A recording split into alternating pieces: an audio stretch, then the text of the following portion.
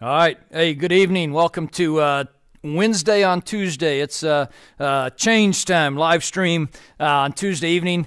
This is our summer session of Wednesday evening Bible studies. And so we have moved to Tuesday. For those of you who are catching this later in the week, it is Tuesday right now. But you can catch whenever you want to. But glad you're tuned in tonight, and hopefully some more will be tuning in along the way.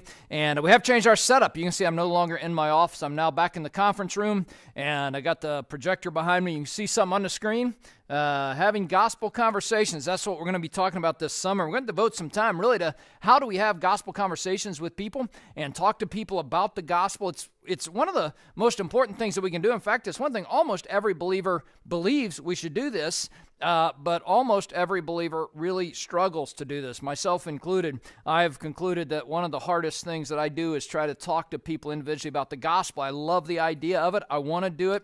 It's just hard to do. And so somehow we have to figure out how do we have gospel conversations. I believe that God's at work in people's lives, and so we want to be a part of that as much as possible. So with this new setup tonight in the conference room, we'll be doing some different things. I'll be writing on my computer. It's going to show up on the screen because we got technology, and we're going to have some fun with it, hopefully, along the way. And Pastor Stephen's here pushing buttons and turning dials and doing whatever he does there with his magic. And so let's have a word of prayer, and then we'll get started, all right? Father, give us a good time together tonight as we talk about the gospel, talk about the conversations that we can be having, talk about the people that you're at work in. And I pray that you would give us courage and give us hope and give us understanding that you might use us as instruments in your vineyard, as instruments in your field to build up your church. In the name of Jesus, I pray. Amen. All right, let me start with a passage of Scripture from 1 Corinthians chapter 1. 1 Corinthians chapter 3. Just made it into my prayer, but here's what I want you to hear. Here's this church at Corinth. And if you're familiar with the church at Corinth, there was a bunch of people who were fighters and bickerers and arguers with each other and had a lot of problems. And so they divided themselves. And some of them were like, I'm a follower of Apollos, and I'm of Paul, and I'm of Peter, and I'm of Jesus, and all these different things. A bunch of segments in the church. But here's what I want you to understand. Paul says this in verse 5. What then is Apollos, and what is Paul? We're servants through whom you believed, even as the Lord gave opportunity to each one. I planted, Apollos watered, but God was causing the growth. Now here's what I want you to understand tonight as we start this off. One of the ways that God has chosen to build up his church and to spread the gospel is through people. And here they're called servants. Servants through whom you believe, not servants in whom you believe. Paul wasn't the object of the faith. Apollos wasn't the object of the faith. It was servants through whom. They were the tools that God used to bring people to faith. Now notice this. I planted and Apollos watered. You see, these tools had different roles. They didn't do the exact same thing. There were times when Paul was doing something and Apollos was doing something else, and God used both of them working together. Now, here's why I start off with that tonight. I know that there are all kinds of different personalities among us. There's all kinds of different personalities in the church.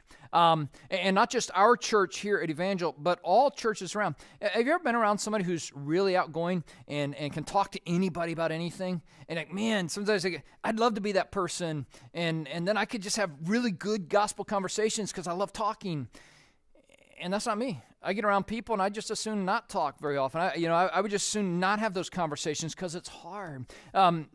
You be around some people, they're just really intellectual, they're really smart, and they got answers for everything, and those answers actually make sense. And you hear questions and you think, I've never heard that question before. I don't even have an answer because I don't even know what the question is. And I could never have conversations with smart people about the gospel because I would get turned around so quickly. Now, here's what I want to point out is God uses different people. Sometimes God uses really intelligent, highly taught, highly trained people who can talk to people about things like, why is there evil in the world if God exists? That's a big question a lot of people have. God uses very outgoing people to build relationships and strike up conversations. So wherever you are, you're just a tool in God's vineyard. Now, I don't mean that negative. I don't mean you're just a tool. You're nothing else. I mean, you're a tool. You're one of the things, one of the servants through whom God is bringing people to belief. And chances are you're going to be a partner with somebody else. All right, you're not going to do it all. Chances are somebody else has come along before you, and maybe even somebody comes along after you. And so as we talk about this idea of having gospel conversations, I want to encourage you that this is not something for the really smart people or the really outgoing people. This is something for all of us. Because here's what I promise you tonight. You know somebody who is not in church. And somebody that you know who is not in church, and by not in church, I don't mean in the church building. I mean they never show up. They're not a member of a church. They don't have any interest in church right now. But you know them.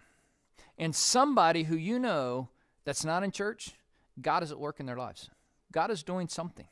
One of the things that's been interesting in this pandemic that we've been experiencing in these days, it's creating some questions in people. And God's at work in some people, and it's opened up doors for conversations. And so here's what I want to encourage you with. As we talk about this idea of having gospel conversations, and I'm probably standing in the middle. I can't see where I'm standing, but you see the picture behind me. All right. As we talk about having gospel conversations, here's what I want you to think about. You are one of the people through whom God can draw people to himself if you'll have a conversation. If you'll ask a question, or answer a question, or make a comment. And all those are ways that you can have gospel conversations. So as we talk about this, what I want to do tonight, and this is by way of introduction. Some of this I hope is familiar to you, but I'm going to review a few things because I want to kind of lay the groundwork for how we can share the gospel. All right, so here's where we're going. I'm going to give you the formula. You guys know what the formula is. Somebody mentioned it to me this past weekend on Sunday. Somebody mentioned to me part of the formula, and I'm glad they remembered it. I don't know if they know the whole thing, but they knew at least part of it. All right, the formula. Second thing I want to talk about is 1 step. Third thing I want to talk about is 2 degrees. And the fourth thing I want to talk about is the gospel content. All right, so let's just launch off, and I'm going to play around here on this thing called the whiteboard. All right. Having gospel conversation. How about if we move that up to the corner? How's that? That'll work, won't it? There we go. All right. Having gospel conversations. What is the formula? I'm going to start way over here on the right-hand side with 2 letters. Oops. How's that? M-I. Actually, let me do this one. We're learning, okay? Having a conversation about this earlier with somebody. He said, "You're going to mess it up." I said, "Thanks for your confidence. I just messed it up." Here we go. How about this? Is that big enough to read? M-I. M-I does not stand for Michigan. All right? What does M-I stand for? M-I stands for maximum impact, the greatest spiritual influence on those around us. All right, here's what God's called you to do. God has called you to have maximum impact, the greatest spiritual influence that you can have. Now here's what I want to say about this. I've said this before, but keep this in mind, because here's the thing that so many people think: if I don't get them to pray a prayer, I failed. Remember, Paul planted, Apollos watered, God gave the increase. All right? The greatest spiritual influence you can have might not be the last step. The greatest spiritual influence you can have might be a minor conversation. But whatever the maximum impact you can have, the goal is for you to have the greatest spiritual impact you can have. My goal is to have the greatest spiritual influence on those around me that I can have. Here's how Paul puts it in 2 Corinthians chapter 5.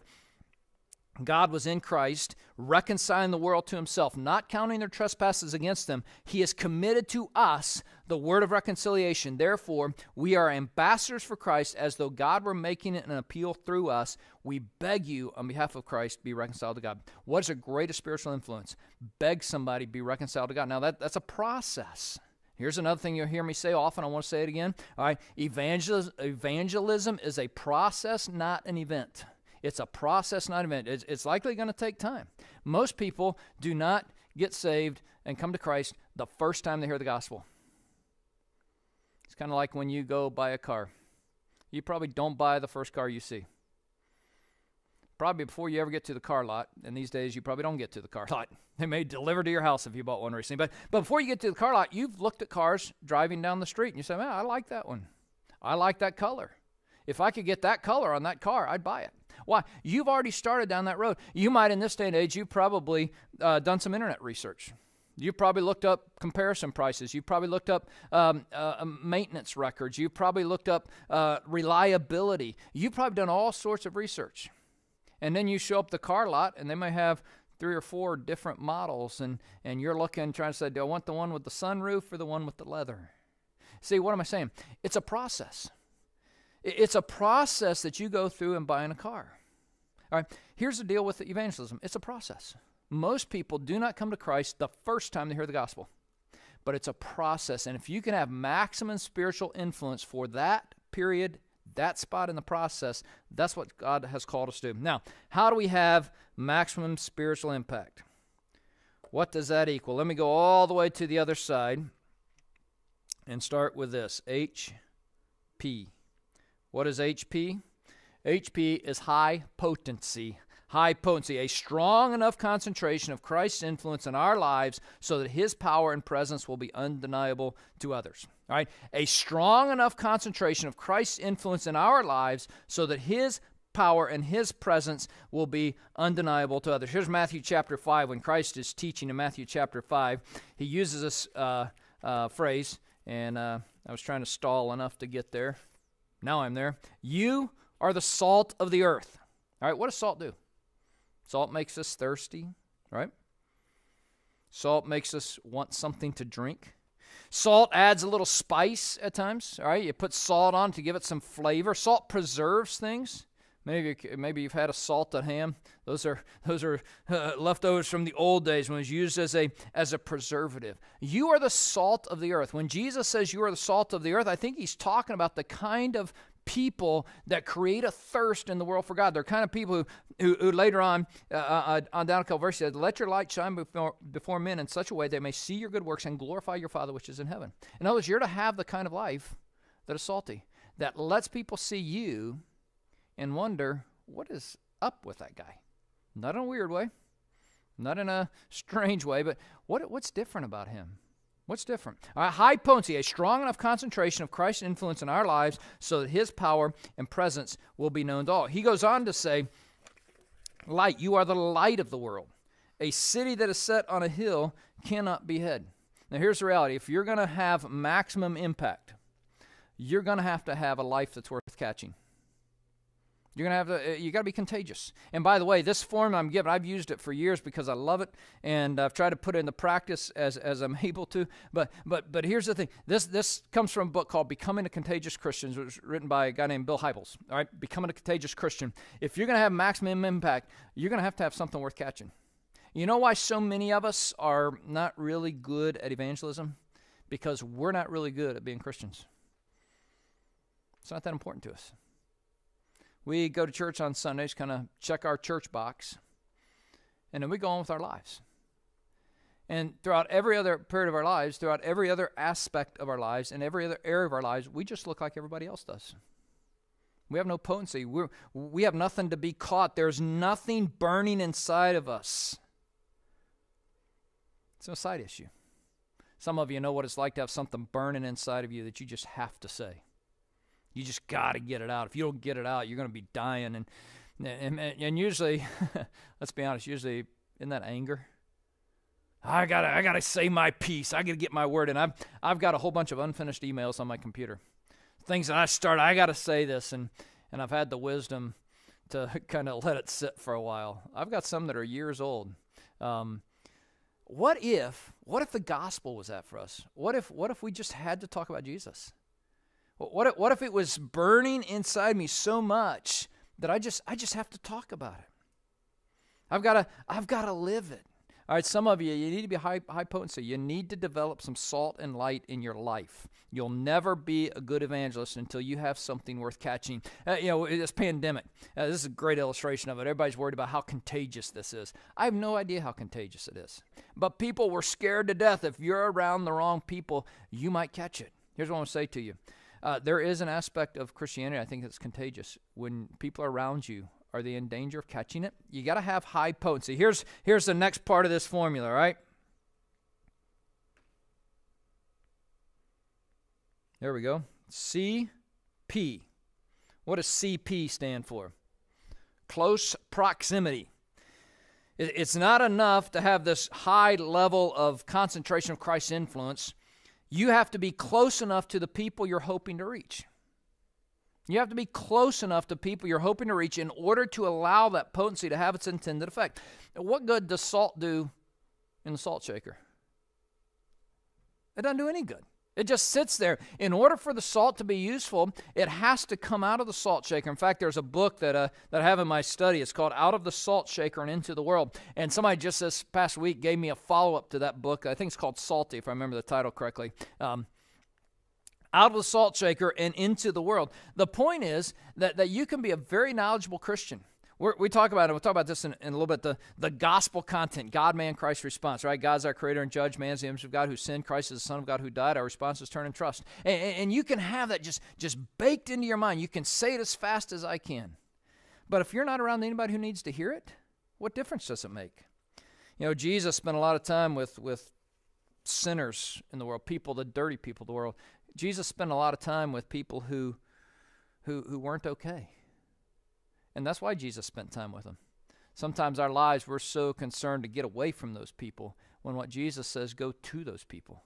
Be around people. One of the things that I think a lot of Christians have adopted is kind of what we might call a monastic kind of life or a hermit kind of life. Hey, let's spend all our time at church. Let's spend all our time with church people. Let's have church on Sunday. Let's have ladies' Bible study on Monday night. Let's have summer midweeks on Tuesday. Why not? Let's do it again on Wednesday. Let's have visitation on Thursday. Let's have church softball on Friday and Saturday because we got so many games to get in, and then it's next Sunday, and you go a whole weekend, you haven't spent any time around anybody who's not connected with the church.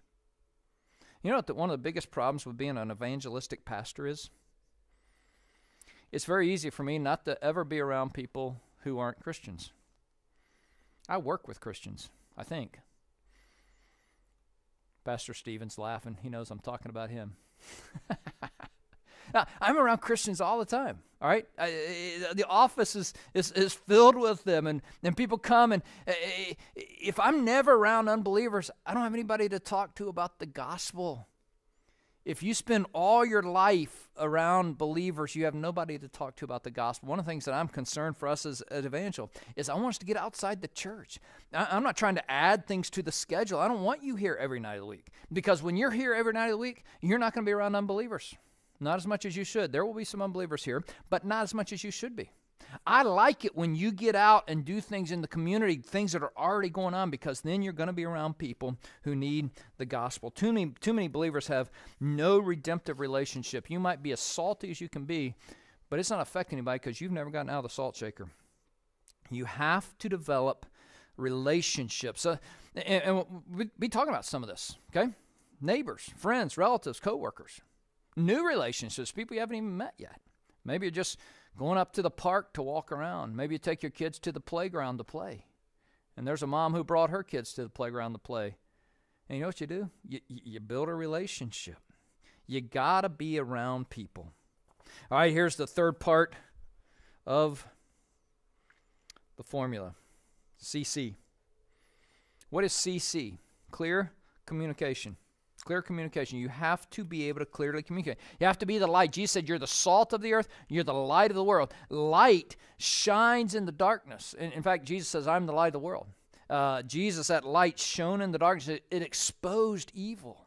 You've got to clearly communicate the gospel. I remember years ago talking to a lady who, she'd been a member of the church at that time for, I'm quickly doing the math in my head, got to be 50 years. And we were having VBS and we were presenting the gospel and talking to the children about the gospel. And she said, I'm scared I might tell them the wrong thing. And I think, you've been in the church 50 years and you're scared you might tell them the wrong thing? And I didn't say that. I had a little more pastoral sense. All right, but it was part of say, you've been in the church 50 years and you're scared you might tell them the wrong thing? Now, here's the thing. We have to be able to clearly communicate the message. We have to be able to explain it to them. And that's why I give you that simple 4-point outline. We'll get to God, man, Christ response. I want you to be able to know that, and we'll review that every week, God, man, Christ response. And we'll talk about how to share that with people. But you have to be able to clearly communicate the message. People need to hear it. How will they believe unless they hear? Here's Romans chapter 10. Some of you, the way you learn to share the gospel is the Romans road. Remember that? I learned the Romans Road. It's a good way. All right, it's a good way to share the gospel. There's a lot of ways to share the gospel. The Romans Road is one of them. When you start with all have sinned and fallen short of God's glory, there's none who does good, not even one. The wages by one man, sin in the world, and death by sin. So death came to all men because all have sinned. The wages of sin is death, but the gift of God is eternal life through Jesus Christ our Lord. But God demonstrates His love towards us, and that while we were yet sinners, Christ died for us. And then we culminate with this. If you confess with your mouth Jesus is Lord and believe in your heart that God has raised Him from the dead, you shall be saved. For with the heart a person believes, it results in righteousness, and with a mouth he confesses, resulting in salvation. For whosoever shall call upon the name of the Lord shall be saved, right? And so we know the Romans Road all the way through, but remember what comes right after verse 13. Whoever will call on the name of the Lord shall be saved. How will they call on Him whom they have not heard, whom they have not believed? And how will they believe in Him whom they have not heard? And how will they hear without a preacher?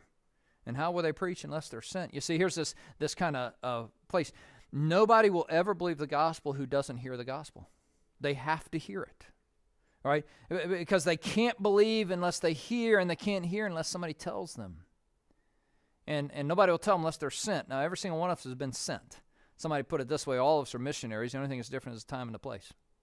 All of us are missionaries. We think of missionaries who go to Africa, or missionaries who go to Brazil, or missionaries who go to Europe or Asia or wherever. And those are missionaries. There's a sense of career missions, occupation. People say, I will give my life to leave my home and my country and my family, and I'll go over there and preach the gospel and plant churches. That's a great thing, okay? We need those kind of missionaries. But here's the reality. All of us are missionaries. All of us have been sent into the world as missionaries to the world directly around us, the people we live. Think about Jesus and the Samaritan woman.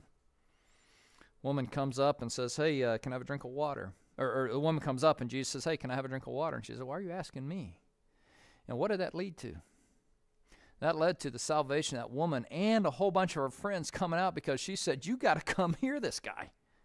She was contagious. But Jesus communicated it to her. Some of you got high potency. You got a life that's been changed by the gospel. You got a life, God's at work in you, and your life is different. You got to have close proximity. You got to be around people who need it. You just have to. And you've got to be able to clearly communicate it. And when you can do these three things, you can have maximum spiritual impact, maximum influence. Now, I don't know what maximum influence is for you in any given relationship. Sometimes the greatest spiritual influence you can have is, hey, I'll be praying for you. Let me know if you want to talk. That might be the greatest spiritual influence for that day in that relationship. Sometimes the greatest spiritual influence might be, hey, would you come to church with me Sunday? That might be the greatest spiritual influence you can have at that time in that relationship. Now, that might change over time. But here's what I want you to think about. Where are you in these things? Let's just assume that everybody here wants maximum impact. All right? I'll just assume that. Let's assume everybody wants this. Okay, here's the question. Which one of these are you lacking? Okay? If you were to take this and there's three options, so just say 1, 2, 3, which one are you the strongest in? Put a 1 under it. Okay? Which one are you the weakest in? Put a 3 under that one. And then put 2 under the other one. All right? So that's easy enough. All right? Now I don't know how you'd fill that out. Okay? I really don't know. Here's what I know, though, that until you start looking at it, say, which one of these am I missing? Now here's the reality. All of us can grow in all of these. Nobody is as highly potent as they could be, as they should be. As one person put it this way, our life as Christians, we are never as good as our right beliefs should make us. We're never as good as our right beliefs should make us. Okay? There is room for all of us to be more potent. We're never as close, most of us are never as close to people as we could be. Now, some of you got more proximity than others. Okay? And by the way, there's a danger in proximity. Okay? One of the dangers is that you can be around unbelievers so much in areas you're not strong in, you could be tempted to sin. You got to be cautious about that. But let's face it, that's not most of our problems, right? Hey, if you're an alcoholic, the best thing for you is probably not witnessing to your friends in a bar. It's probably just not the place you need to seek proximity. Okay? But but you might find them in other places. Clear communication. Can you explain the gospel? So when you think about this formula, I want you to think about where you are, and go ahead, just in your mind, start thinking which one of these, which is 1, which is 2, which is 3 for you. Where do you need to grow? And make it your goal this summer that you're going to move. You're going to move up. All right, now let's move on past the formula. I want to talk about 1 step and 2 degrees. All right, 1 step and 2 degrees. So let's see. I think I can move this up the screen a little bit. How's that? Pretty slick, right? All right. 1 step and 2 degrees. All right, what do I mean by 1 step? Some of you, again, a lot of what I'm doing tonight is stuff I've done before, but some of you haven't heard this, and maybe you're unfamiliar with it. So let me give you a step, kind of a scale. All right, here we go. Let's start on this end, and we'll use U5, U4, U3, U2, U1. Now, what are these? These are steps, all right? They are steps of what? These are steps of unbelievers. I'm borrowing this from a guy named Tom Rainer, who has done a lot of research. He's written a number of books. This is from a book, I believe, called The Unchurched Next Door. You probably got somebody like that, The Unchurched Next Door. Now, the question for you is, what does this scale mean? All right, let's talk about U5, all the way down at the U5 level. U5 person is highly resistant to the gospel. They're antagonistic. All right, a U5 is an unbeliever who is the hardest unbeliever. And by the way, the U there stands for unbeliever. A U5 is the hardest-hearted, most resistant kind of unbeliever. They're antagonistic. They laugh at you. They're mockers. They hate everything about church, and they don't mind telling you about that. All right, that's a U5. A U4 is resistant to the gospel, but they're not antagonistic. All right, they don't want the gospel, but they don't mind you having the gospel. They might even have a conversation with you about it, but they're not that interested in the gospel. They're resistant to the gospel. They're not just jerks about it. All right, and that's really probably the difference between U4 and U5. Both down here, both are resistant to the gospel. The U5 doesn't mind being a jerk to you about it.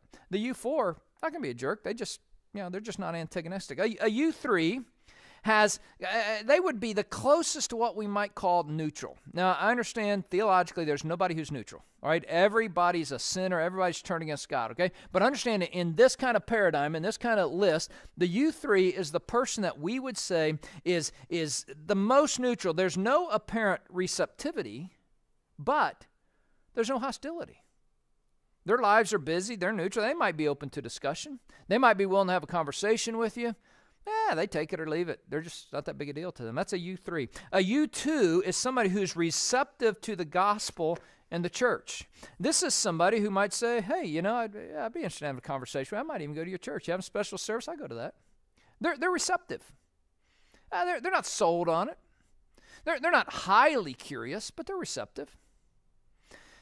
A U1 is somebody who is highly receptive to the gospel. A U1 might be somebody like the Philippian jailer. Sirs, what must I do to be saved? He is highly receptive. Right? He's just seen Paul and Silas in this earthquake and everything going wrong. He is highly receptive. You tell me right now, this might be somebody like the Ethiopian eunuch. He's reading the book of Isaiah, and Philip comes alongside him there in Acts chapter 8, and Philip says, do you understand what you're reading? He says, how can I understand unless somebody explains it to me? And so Philip explains it to him, and the Philippian jailer says, what prevents me from being baptized? And the answer was nothing. They baptized him right there. He was highly receptive to the gospel. All right? U5 to U4 to U3 to U2 to U1. All right? Now, as we go let me write this down here. Conversion. By the way, conversion is a really strong word that I think we have probably lost more than we should. And I was trying to fix that and just made it worse. How's that? Conversion. To convert is to change. All right, we use church words. We talk about getting saved. It's a great word. It's a good word. We talk about becoming a believer. Good word. All right, true word. All right. One of the biblical ideas is conversion. That in conversion you are changing from one thing to another. Some of you old enough to remember the days of conversion vans. I've talked about these before, right? What was a conversion van? It was the best way to travel. At least that's what I'm told. My dad would never buy one for us, so we had to travel in the 1977 Dodge Aspen station wagon. Sorry if you're watching, Dad. I'm not holding that against you, I promise. Kind of. Conversion van. You take a van, you strip out all the bench seats, you put some captain's chairs in there. Show you how old conversion vans are. You could put a VCR in a conversion van, right? And a bed in the back. It was a great way to travel. What? You took it from one thing and changed it into something else. What's conversion? Biblical conversion is changing, turning from being a sinner to Christ. It's repentance and faith, and those are the Bible words we use for it. That's conversion. All right, then after conversion, you have really D1 and D2. And this, again, is from Tom Rainer. D1 is a baby in Christ, somebody who's a brand new believer. They said, hey, I want to follow Christ. I'm committing my life to Christ. I'm trusting Christ to save me. They're D1. D2 is somebody who starts to show signs of maturity. They're starting to grow up a little bit. That D1, that new baby you bring home from the hospital, we got a few of them around right now. We got a few of them coming, and we love little babies. They're so cute and cuddly, and then pretty soon you want to see them start to show some signs of growth. And so you take them back to the doctor, and the doctor's kind of checking motor skills and all these things, age appropriate, right? Are they developing? That's a D2. You start to see somebody develop in the faith. Now, why do I bring this up? Let me ask you a question. Think about a relationship you have right now with an unchurched person. Okay, you got that picture in your mind? You know somebody? Okay, just imagine just somebody, maybe it's worker, family, neighbor, somebody. Okay, where are they on the scale from U5 to U1, conversion D1, D2? Where are they? Now, obviously, if we're talking about unbelievers, so they're not down here yet, so we're U5 to U1, where are they? Okay, where would you put them on there? Do you even know where they are? Have you had enough conversations with them to have any idea whether they are highly antagonistic or whether they are highly receptive?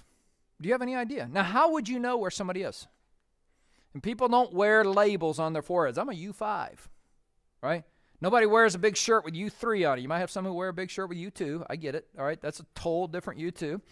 Little pop culture reference for those of you who grew up in, past decades. All right, I get it. All right, seriously, they don't wear labels. How do you know where people fit on the scale? Because you talk to them. Novel idea, right? You talk to them.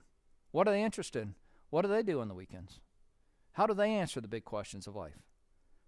All right? You talk to people. That's how you know where they are on the scale. Now, what is one step? I said 1 step and 2 degrees. What's the 1 step about? Let me ask you something. How would you take this friend that you have in your mind, and you've pinned them somewhere on this list, right? Somewhere on this chart, you've got them in there, U5 to U1, you've got them there somewhere. How would you move them to the next place? What would it take for you to get them from a U4 to a U3? Have you thought about that? How do you see, here's what most of you think. Most of you think, I got to go from U5, and I got to get them right down here to conversion. And the answer is you don't. In fact, it's highly unlikely you're going to get them from U5 to conversion. What you are going to do is get them from U5 to U4, U4 to U3, U3 to U2, U2 to U1, and U1 to conversion. This right here is not going to happen. Now, from U5 to conversion may take place in an hour-long conversation. Doubtful, but it might. I mean, that was Paul on the road to Damascus, right? Paul on the road to Damascus, he's a U5. I mean, he's not even antagonistic. He's way past antagonistic. He's murdering, putting people in jail. He's way out there on the U scale, all right? And in the course of a miracle, let's be honest, God's not going to knock your friend off his horse, all right? But God changed him quickly. God can change somebody from U5 to conversion pretty quickly, but it's not going to happen without going through the process of becoming receptive to the gospel. And that's the work of God in the heart. The work of God's doing this. Listen, it's not your ability to argue, to tell fascinating stories, to have great relationships. It's God who changes people. Okay, it's God who changes. But here's what I want you to think about. 1 step. What would it take for you to get your friend from a U4 to a U3? What would it take to get your friend from a U3 to a U2? Do you even know? What moves people up this scale? Well, obviously, the work of God. It's got to be God at work, okay? But what moves people up the scale, I believe, in a practical human sense, is something that I would describe as the Bible applied to life. See, everybody at U5, U4, U3, U2, U1, they have questions about life. They have questions about big realities. They have questions about big things. And what helps, and I'll talk about this idea in a later session, what helps is by moving them to a place where they begin to see that the gospel is a plausible explanation. It begins to explain things. There are things in this world that I admit. Now, again, I'm a pastor. Okay, I get that. I've been in church my whole life. I never remember not being in church. Right? I get all that. Okay? Part of me, I can sympathize with some of you. We went through this shutdown, and you're having to do church from home, and you're like, man, this is just weird. I get that. I mean, I was here every Sunday at the church building in front of the fireplace. To me, it'd be weird to stay home every Sunday and watch church on TV. I just think that's strange. Okay? I've been in church my whole life. I get all that. But we all have questions, right? The gospel, there are questions about life that the only plausible answer to me is the gospel. All right? It's the only, how shall man be just with God? That's not a question that anybody out in the world is asking that way. Nobody's going to come up to you, hey, can you tell me how man can be just with God? They're not going to ask you that. But somebody might express to you at some point in conversation, I know one day I'm going to die, and I have no idea what happens next. Maybe somebody comes down with cancer, or somebody comes down with a severe health issue, and they begin to face the reality that life on this earth these days are kind of numbered. And they begin to think about, I'm going to die, what happens next? You know what that person is doing? They're answering the big questions of life. Okay? And there's all kinds of those. Why is there evil in the world? Got this pandemic. 100,000 people in our country die. Why did one of them have to be my relative? Why couldn't it be somebody else? Listen, I understand death, but why couldn't it be somebody else? And these are the kinds of questions that if you can engage in conversation and you can begin to move people up the scale. And again, this might happen in a day. This might happen in a decade. This might happen in a lifetime. But here's my goal. Here's my challenge to you. All right, begin to think of people in your life, and maybe you make a list. Right? Make it kind of a hidden list. Right? Don't broadcast this around to your friends. Okay? Don't put it on a T-shirt. But you got a friend, Bill. I think Bill's a U4. I think Jim's a U2. I think Nancy. She's a U1. Man, we've had some great conversations. I think she's a U1. What are you going to do to get Bill? Bill was a U4, right? What are you going to do to get Bill to be a U3? Okay? Now, those are the kind of questions. Now here's the thing. If you never think about it this way, you're going to sit down with Bill for lunch, and it's never going to cross your mind he's a U4. Okay? You got to think about this. Now, let me ask you a question. What percentage of people, and none of you here can answer, this is the problem of not having live people in the building, all right? But let me ask you a question. Percentage-wise, in terms of a survey, and surveys, statistics, I get it. You can do whatever you want with statistics, all right? But let me ask you this question. In terms of a survey, where are most people? The answer is most people, not the majority of people, but a plurality, is right here, U3. They're not particularly hostile. They're not particularly open. They just don't care. You see, sometimes we see the antagonistic people who hate church. They're the ones carrying signs, and we think everybody's there. The U5s, statistically, according to this survey, only 5% of people are U5s. Some of you, I'm going to meet one of those people, and I'm going to have no answers at all, and they're just going to make fun of me and mock me. The chances are, if you meet 100 people, only 5 of them are going to be out. 95 of them are going to be somewhere over here. Okay? The second biggest category is U2.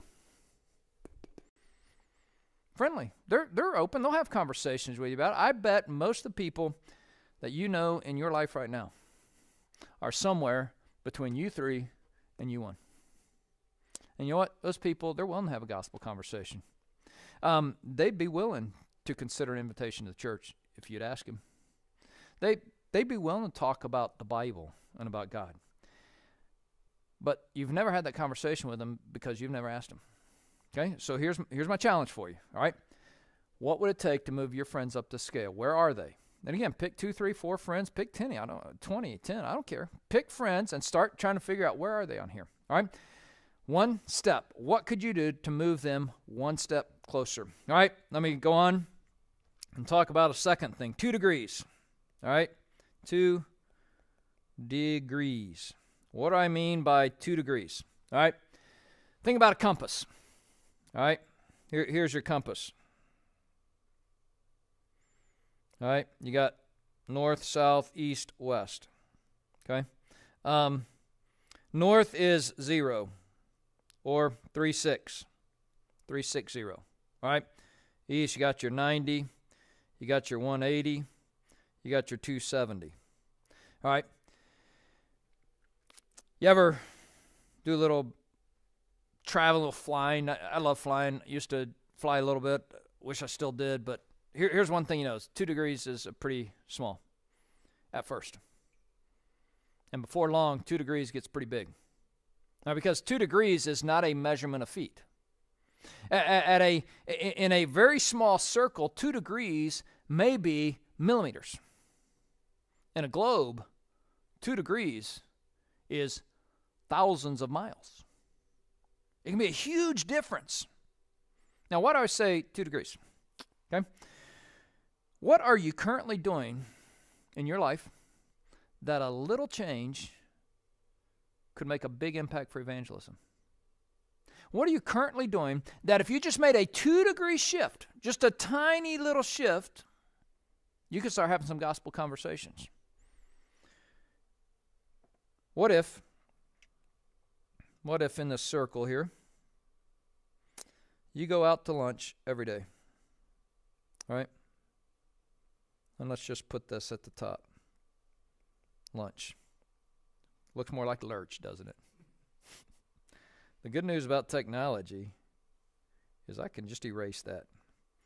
I told you you're going to have fun with technology tonight. Maybe me more than you, but hey. You go to lunch every day, right? Maybe you go with coworkers. Maybe you pack your lunch in and you sit with some coworkers at the table. What happens if you made a 2-degree shift in your lunch? Now, that's not 2 degrees. That's probably closer to 10. But in order to make it visible, I got to make it big enough to be seen. 2 degrees, by the way, 2 degrees is about 0.5%. A little over 0.5%. Okay? We're not talking about a huge dramatic change. We're not talking about selling your home and moving to China. We're not even talking about selling your home and moving to Detroit. Right? It's not a huge change. It's 2 degrees. What happens if you started looking at those lunchtime that you spend every day, those lunchtime opportunities, and say, what could I ask today that might turn into a gospel conversation? What are you already doing? You don't have to change a thing except just make a tiny shift. You're already doing it. Just turn it into a gospel opportunity. So I'm like, man, I've been praying for this guy I'm working with. I want him to come to church. I'm praying God will open doors. And you sit and have lunch with him every day. What if that was the open door? What if that was the thing you've been praying for? Is he sits down across the table from you every day at lunch, and you talk about the Tigers. And who would have thought that it would have been the middle of June and the Tigers are still undefeated? Celebrate that, why don't you? I think the Lions have already lost a couple games, though. Yeah, Detroit sports teams too easy to beat on, aren't they? You talk about the politics, you talk about the weather, you talk about the Tigers, you talk about all kinds of stuff. What happens if you started listening for a way to talk about some of the bigger realities of life? What would happen if you started using some of those conversations? Again, it's not a big change. You're already doing this every day. Just a little change can turn it into something that matters. Here's a quote I want to read to you. Isn't it good to know that 2,000 years ago, Jesus sat on the side of a hill looking out over the sparkling waters of the Sea of Galilee and gave us a formula for changing our world. It involves two people, a salty Christian and someone who needs to come to faith, talking together about things that really matter. What would happen if you took something you're already doing and just made a 2-degree shift? You don't have to make a huge 90-degree shift. You don't have to turn all the way around 180 degrees. Just a tiny shift. What are you all already doing that you could begin to turn into just a little bit of change, a little bit of listening? How many ever use these few words to somebody? Tell me about yourself. Do you have any idea what doors might open up if you were to say to somebody overnight, hey, tell me about yourself? And what comes out, some of you don't know what would come out because you've never done it. Tell me about yourself. Is it hard? Sure, it's hard. But it's how you start conversations. So here's what I want to challenge you with, okay? The formula. Let's go all the way back up here. HP plus CP plus CC equals MI. All is one MI. Which of those three do you need to improve? Where's your strongest? Where's your second strongest? Where's your weakest? Okay? Identify it. Because one of the things you need to do this summer is start figuring out, how do I increase my weaknesses? How do I build those weaknesses? Don't increase them to make them weaker. Increase them to make them stronger, right? Okay? One step. Where are your friends on this chart? What do you do to move them one step? Start thinking about some ideas. I got a friend I work with. I got my neighbor. I got whatever. What do I do to move them one step? 2 degrees. What is something I'm already doing that I could take with just a little bit of shift, just a little bit of thoughtfulness, and turn it into an opportunity for a gospel conversation?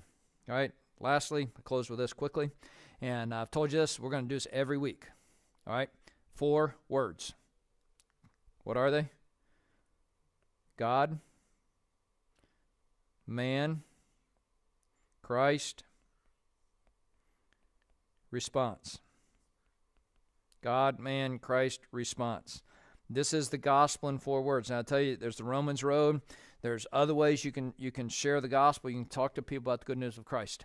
I give you these 4 words, not because this is a formula. Don't sit down with your friend over lunch and say, hey, I'd like to tell you about God, man, Christ, response. When you do that and he looks at you like you're weird, own it. Now, you know, the funny thing is, you might have the kind of personality, you could get away with that. Hey, I'd like to tell you about God, man, Christ, response, and just be careful, all right? But I'm not telling you this to say, here's a formula. I'm just saying these are the things people need to know. Who's God?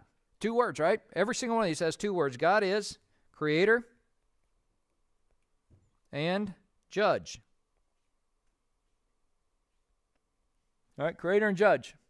That's what it says, believe it or not. Man, image of God, sinned. Okay, I guess that's not 2 words, just 2 ideas. All right? Christ is the Son of God who died. Our response is turn and trust. Okay, now, there are verses that go along with this. Okay? And you know some of these verses. You can do this, right? God is the creator and judge. Man is the image of God who sinned. Jesus is the Son of God who died. Our response is turn and trust. Now, you don't say that way to somebody, most likely. But which of these do you address? Depends on who you're talking to. You might be talking to a friend who is absolutely convinced they're a sinner. In fact, they believe they're the worst person in the world. You know what you don't have to do? You don't have to spend a lot of time talking about sin. They already believe that. There's an old line in sales, stop selling when they say yes. All right? You're not selling the gospel. But again, by focusing your mind, by listening to people, you know what their questions are about God. You might have somebody who's an atheist. In fact, on that scale, I don't have it up here, but on that U scale, there are U5. They think the idea of God is stupid. They can't imagine you're so dumb you believe in God. And they don't mind telling you that. All right? Maybe you start the conversation with them with God. I mean, the whole idea of sin isn't really a category they have yet. Jesus isn't really sin. You got to start with God.